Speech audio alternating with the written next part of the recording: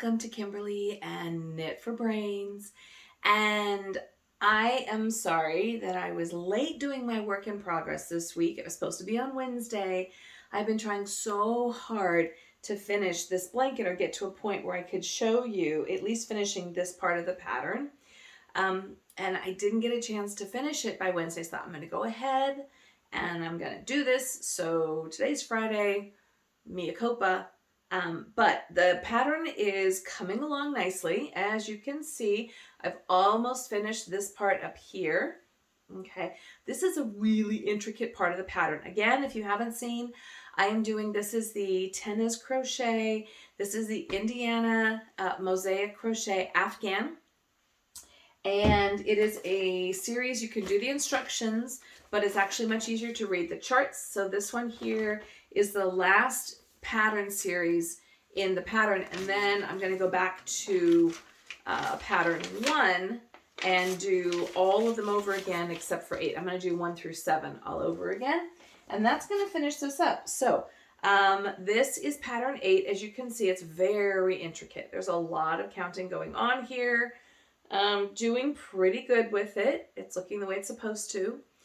Just got to make sure that your stitches are correct across the board. But as you can see, I'm really liking the colors. I'm giving this to some friends of mine who live back east.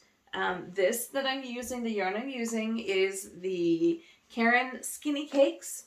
It is a weight of a 3, and each one of these skeins has 795 yards.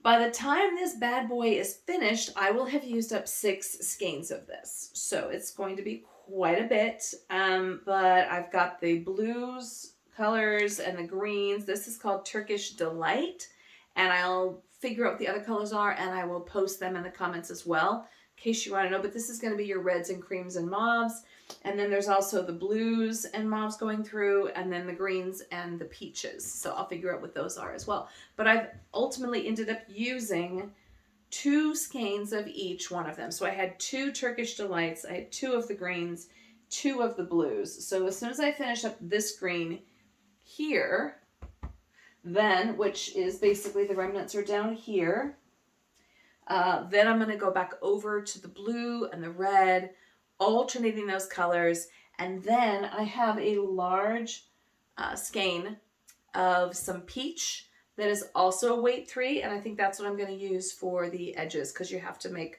a really long border that just basically folds over, and that's how you hide all these little remnants that are sticking out here on the ends. You just sew on, you crochet on a border that's maybe like this long, and then you just fold it over.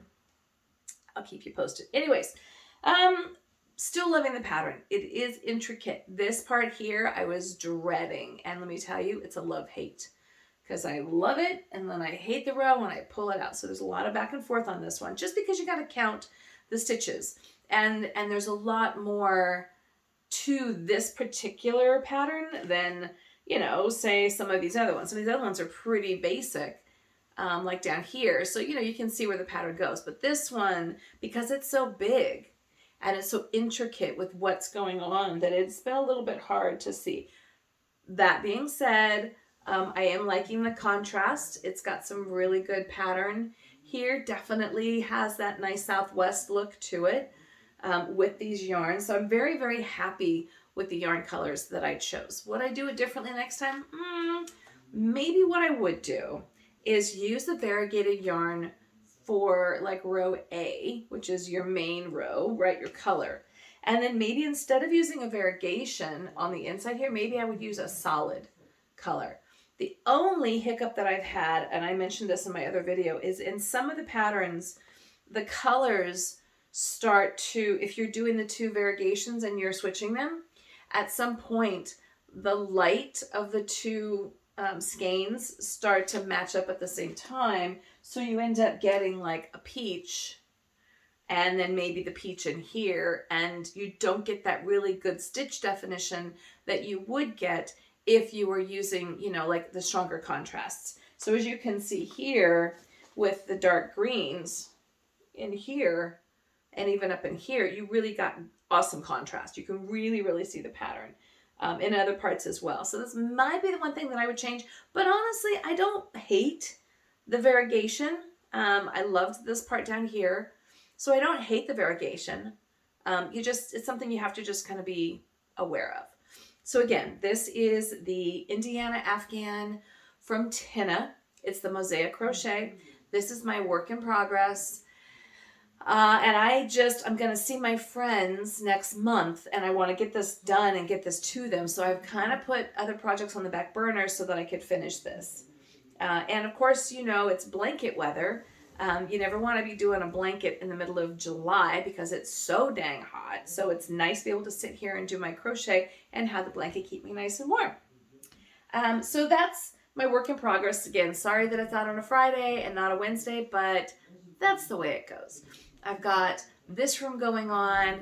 I've got this going on. I've got other ones going on.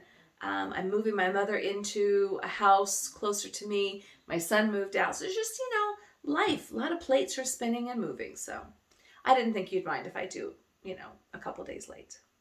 So again, thanks so much for watching. This is Kimberly with Knit for Brains. The next time that you see this part will be done up here. And then I'm going to start doing the repeats. And that part goes pretty doggone fast. So hopefully we'll start to see some really good progress in my Indiana cowl. Thanks so much for watching. I will see you soon.